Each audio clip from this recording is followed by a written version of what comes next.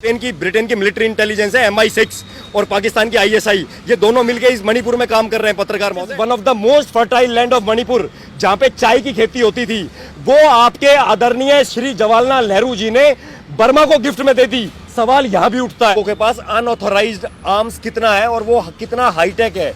Latest equipments carry करते हैं sir, ये latest arms equipments, arm weapons carry करते हैं जो भारत की फौज के पास भी नहीं है। कुकी ईसाइयों की जनसंख्या 2% थी, जो 1951 में 12% हो जाती है।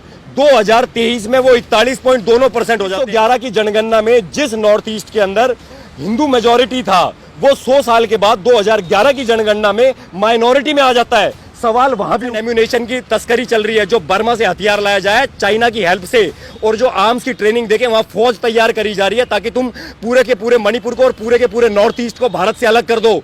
जब इन तीनों मुद्दों के ऊपर बात होनी शुरू करी तो ये कंबाइंड इफेक्ट आया है, जो आज आप जो आप देख रहे हो पत्रकार। ब्रिटेन क्रिश्चियन किंगडम बनाना चाहता था, आज नहीं, आजादी के पहले से, और वही क्रिश्चियन किंगडम का सपना ब्रिटेन आज भी पूरा करना चाहता है। इसलिए ब्रिटेन द्वारा एस्टेब्लिश NGO और मिशनरीज वहां अपना धंधा चला रहे हैं। मणिपुर में जो कुछ हो रहा है उससे मोदी विरोधियों को एक मौका मिल गया है और उनके लिए जैसे होली दिवाली जैसा माहौल हो गया है। वो उत्सव मना रहे हैं कि मोदी सरकार के खिलाफ चलिए, इसी बहाने सही माहौल तैयार हो रहा है। लेकिन क्या मोदी सरकार मणिपुर को कंट्रोल करने में फेल हो गई, या एक नैरेटिव बनाया जा रहा मोदी सरकार को बदनाम करने के लिए? एक आम आदमी से हम समझने की कोशिश करते हैं। हर्ष इनका नाम है। हर्ष आपको बताएंगे कि मणिपुर में जो हो रहा है इसके पीछे क्या प्लानिंग है। चर्चा क्यों नहीं कर रहे पार्लियामेंट के अंदर, आप मुझे ये बताओ ना पत्रकार महोदय। मेरी और आपकी लड़ाई हो रही है, हम लड़ाई का सोल्यूशन तो जब निकालेंगे ना, जब हम आपस में बात करेंगे। आप बात ही नहीं करना चाह रहे, क्यों नहीं बात करना चाह रहे? क्योंकि अगर बात होगी तो पूरे मणिपुर के मुद्दे पे बात होगी। सर आप मेरे को एक बात बताओ, 1921 में आज जो लड़ाई हो रही है मणिपुर के हालात क्या आज जब से भाजपा की सरकार है, जब से बन गए ये हालात? क्या भारत जब आजाद हुआ, जब मणिपुर स्थिर था, मणिपुर में कुकी, नागा और मैती, इन तीनों में कितना डिस्टरबेंस क्रिएट किया हुआ था आप लोगों ने? आपको पता है? मैं जनता को आपके न्यूज के माध्यम से बताना चाहता हूं कि कुकी, नागा और मैती, ये 3 समुदाय मणिपुर के अंदर हैं।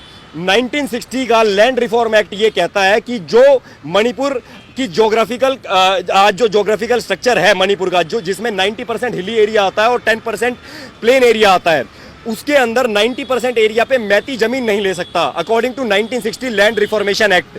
लेकिन कुकी और नागा जो 90% हिल्स पे बसे हुए हैं, वो मैती की जगह पे भी जमीन ले सकते हैं और 90% इलाके पे भी जमीन ले सकते हैं। सर ये क्या इक्वालिटी है? संविधान सबको इक्वालिटी की बात करते हो, आप फंडामेंटल राइट्स की बात करते हो, इक्वालिटी ऑफ राइट्स की बात करते हो।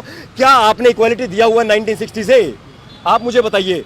जो अखबार ये छाप रहा है कि आज की डेट में मगरमच्छ का वो छाप रहा है, ये छाप रहा है, मैं उन एडिटर से और ये उन न्यूज़पेपर के मालिकों से ये बात कहना चाहता हूँ कि क्या आपने कभी 1960 से जो मैती फेस कर रहा था, जो मैती हिंदू फेस कर रहे थे, मैती वैष्णव हिंदू जो फेस कर रहे थे, क्या आपने अपने पत्रकारिता के माध्यम से वो प्रचारित करने की कोशिश करी? नहीं करी। सर एजेंडा है पूरा का पूरा। 1921 में कुकी ईसाइयों की जनसंख्या 2% थी, जो 1951 में 12% हो जाती है। 2023 में वो 41.2% हो जाते हैं। सवाल यहां भी उठता है, जो 1911 की जनगणना में जिस नॉर्थ ईस्ट के अंदर हिंदू मेजॉरिटी था, वो 100 साल के बाद 2011 की जनगणना में माइनॉरिटी में आ जाता है। सवाल वहां भी उठता है। तीसरा, काबा वैली, जो मणिपुर के अंदर काबा वैली थी, which is one of the most fertile land of Manipur, जहां पे चाय की खेती होती थी, वो आपके आदरणीय श्री जवाहरलाल नेहरू जी ने बर्मा को गिफ्ट में दे दी। सवाल यहां भी उठता है, जब मणिपुर के राजा बोधिचंद्र जी ने जवाहरलाल नेहरू से 1949 में मर्ज करते टाइम, जब वो इंडिया के अंदर मर्ज किया जा रहा था मणिपुर को, जब उनको ये बात बोली कि ये जो मैती समुदाय है, इसको शेड्यूल ट्राइब का दर्जा दिया जाए और इसको हर वो अधिकार दिया जाए कि ये पूरे के पूरे स्टेट में कहीं भी लैंड ले सके, तो आपने जब संविधान बनाया तो आपने 1949 के अंदर मैती हिंदू वैष्णव से ये अधिकार छीन लिया। सवाल यहां भी उठता है, पिछले 75 सालों से वहां पे ड्रग का अवैध धंधा हो रहा है। बर्मा से वहां लोग बुलाए जा रहे हैं, जंगलों में बसाए जा रहे हैं, और वहां पे अफीम की खेती की जा रही है, वहां पे हीरोइन की खेती की जा रही है, वहां पॉपी कल्टीवेशन किया जा रहा है, बल्क में पूरे नॉर्थ ईस्ट को बर्बाद किया जा रहा है। सवाल वहां भी उठता है वहां इतने सालों से मैती समुदाय की लारियों के साथ बलात्कार होते रहे, मैती समुदाय की बच्चियों के साथ बच्चियों का हरण होता रहा और उनके साथ बलात्कार होते रहे और आपकी सरकारें और आप लोग चुप थे। तो सवाल यहां भी उठता है पत्रकार महोदय। और तो और मैं आपको एक और चीज बताता हूं, जिस नॉर्थ ईस्ट की आप बात करते हो, इस नॉर्थ ईस्ट के बारे में एक टाइम पे पूरा का पूरा मैती समुदाय था जो हिंदू बहुसंख्यक था, वो आज मात्र 10% एरिया में क्यों रह गया। और जब मैती समुदाय अपने हक की लड़ाई लड़ता है, कुकी और नागा समुदाय, पत्रकार महोदय, कुकी और नागा समुदाय को यह राइट दिया हुआ है कि आप मैती की जगह पर जमीन ले सकते हो, पूरे मणिपुर में कहीं भी जमीन ले सकते हो। आप जनसंख्या नहीं बढ़ाओगे, मैती समुदाय जो 10% प्लेन एरिया में है उनकी भी तो जनसंख्या बढ़ेगी, और जब उनकी जनसंख्या बढ़ेगी तो वो कहां जाएंगे जब आप उनकी जगह पे भी जमीन ले लोगे। तो ये तो नॉर्मल सी प्रॉब्लम है। ये 3 मुद्दे हैं जो कंबाइंड इफेक्ट डाल रहे हैं आज की डेट में। पहला मुद्दा कि एन बीरेन सिंह जी का वो भाषण, भाजपा के मुख्यमंत्री एन बीरेन सिंह जी का, बार बार बोलूंगा रिपीट करके ताकि तुम्हारे पेट में दर्द हो, एन बीरेन सिंह जी का जो भाषण फरवरी में उन्होंने दिया था कि हम नॉर्थ ईस्ट को बर्बाद नहीं होने देंगे, नॉर्थ ईस्ट के यूथ को बर्बाद नहीं होने देंगे, हम जितने भी ये ड्रग ट्रैफिकिंग का धंधा यहाँ चल रहा है हम इसको बंद करवाएंगे। प्लस उसके बाद जो मैती समुदाय को शेड्यूल्ड ट्राइब का दर्जा दिया जाना चाहिए, कोर्ट ने कहा कि yes they should be given scheduled tribe status, और उनको लैंड रिफॉर्मेशन एक्ट के बाद उनको पूरे मणिपुर में कहीं भी बसने और जमीन लेने की इजाजत है। और तीसरा कि वहां पे जो आर्म्स एंड एम्यूनेशन की तस्करी चल रही है, जो बर्मा से हथियार लाया जाए चाइना की हेल्प से, और जो आर्म्स की ट्रेनिंग देके वहां फौज तैयार करी जा रही है ताकि तुम पूरे के पूरे मणिपुर को और पूरे के पूरे नॉर्थ ईस्ट को भारत से अलग कर दो।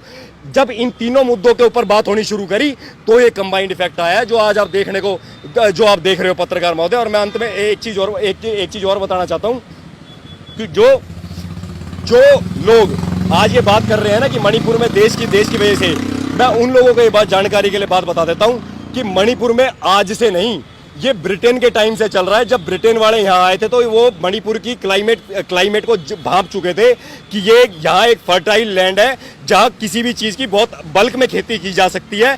तो उन्होंने यहाँ तेल मिला उनको यहाँ पे, और चाय पत्ती मिली, तो उन्होंने यहाँ पे उसका व्यापार करने के लिए उन्होंने इस जमीन को कब्जाने की सोचा। और उसके बाद एक और एजेंडा जो ब्रिटेन का था जिसे वो फुलफिल करना चाहता है दोबारे, मैं वो भी बता देता हूँ। इसका ब्रिटेन की मिलिट्री इंटेलिजेंस है MI6 और पाकिस्तान की ISI, ये दोनों मिलकर इस मणिपुर में काम कर रहे हैं पत्रकार महोदय। क्यों?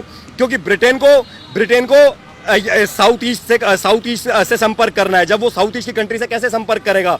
जब वो क्रिश्चियन जो ये नॉर्थ ईस्ट का इलाका है इसको भारत से अलग कर देगा और अपना कब्जा कर लेगा, और वो वही इनडायरेक्टली यहाँ करना चाहता है। अन्यथा ये जो डेमोग्राफी चेंज हुई है ये नहीं हुई होती। और मैं एक और चीज बताता हूँ, ब्रिटेन क्रिश्चियन किंगडम बनाना चाहता था, आज नहीं, आज़ादी के पहले से, और वही क्रिश्चियन किंगडम का सपना ब्रिटेन आज भी पूरा करना चाहता है। इसलिए ब्रिटेन द्वारा एस्टेब्लिश NGO और मिशनरीज वहाँ अपना धंधा चला रहे हैं, और ईसाइयों को जो वहाँ के ट्राइबल्स हैं, जो वहाँ की मूल जनजाति है, उनको ईसाइयों में कन्वर्ट कर रहे हैं, और उसके बाद उनसे हर वो काम करवा रहे हैं जो ब्रिटेन की MI6 चाहती है, और जो पाकिस्तान की ISI चाहती है, और जो चाइना चाहता है, और जो बर्मा चाहता है। जो पाकिस्तान, चाइना और ब्रिटेन जो भारत का दुश्मन है वो कभी आपके देश हित में काम नहीं करेगा। और यही है कि ब्रिटेन की संसद में आवाज उठी कि वहाँ के चर्च को जलाया जा रहा है, लेकिन ब्रिटेन की संसद में कभी ये आवाज नहीं उठी कि 50,000 मंदिरों को पाकिस्तान में तोड़ा जा चुका है, लेकिन ब्रिटेन की संसद में ये आवाज कभी नहीं उठी। पत्रकार महोदय, से पहली बार नहीं हुआ, ये 2014 से जब से मोदी जी आए हैं, बीजेपी की सरकार आई है, जब से राष्ट्रवादी गतिविधियां होने लगी है ना देश के अंदर, कई लोग हैं जिनके पेट में दर्द होना शुरू हो जाता है। पहले प्रीवियस घटनाएं मैं रिपीट नहीं करना चाहता, देश उन्हें जानता है पत्रकार महोदय। मणिपुर की घटना के बारे में मैं बताता हूं। आप देखो, अगर हम नॉर्थ ईस्ट में आता है मणिपुर स्टेट, अगर हम सिर्फ मणिपुर की बात करते हैं तो ये वही लोग हैं जो 1960 में जब लैंड रिफॉर्मेशन एक्ट आया था, जब ये लोग चुप थे, जब वहाँ के रहने वाले 3 समुदाय जो वहाँ रहते हैं, कुकी, नागा और मैती समुदाय, उनके साथ जब पक्षपात हो रहा था, जब ये लोग चुप थे, 1990 से लेकर 2023 तक बर्मा से इलीगल इमिग्रेंट्स मणिपुर में पहुंचते गए और उन्हें बसाया जाता गया षड्यंत्र के तहत। ये लोग जब भी चुप थे, उससे पहले पिछले 10 सालों के अंदर, पिछले 10-15 साल का अगर आप रिकॉर्ड उठा के देखोगे पत्रकार महोदय, अभी तो बीजेपी की सरकार आई है, उससे पहले यहाँ पे मैक्सिमम टाइम मेजोरिटी जो रही है वह कांग्रेस वामपंथियों की सरकारें रही है। जब वहाँ पे इतने रेप होते थे, बच्चियों के साथ, माइनर्स के साथ रेप होते थे, जो आर्म्स की तस्करी हुआ करती, जो ड्रग्स की तस्करी हुआ करती, जब ये लोग क्यों चुप थे, ये लोग क्यों शांत थे? यहाँ सवाल ये उठता है कि जो लोग राष्ट्रवादी गतिविधियों में, राष्ट्र विरोधी गतिविधियां चाहे कोई भी हो, इसमें रेप के साथ साथ including drug trafficking, human trafficking, arms trafficking, आपकी चाहे वो एनजीओ से फंडिंग देके मिशनरीज को वहां बिठाया गया और जबरदस्ती कन्वर्जन कराया गया हो और डेमोग्राफी को बदला जा रहा हो।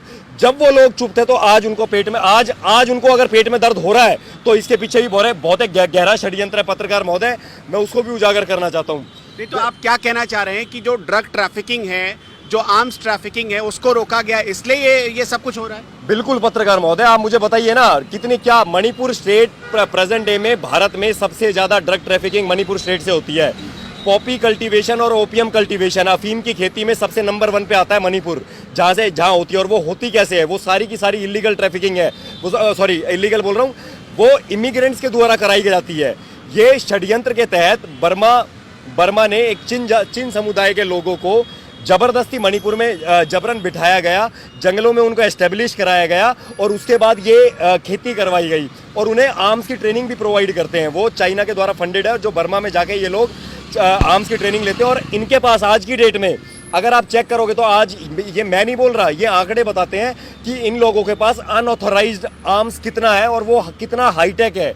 लेटेस्ट इक्विपमेंट्स कैरी करते हैं सर, ये latest arms equipments, arm weapons carry करते हैं जो भारत की फौज के पास भी नहीं है।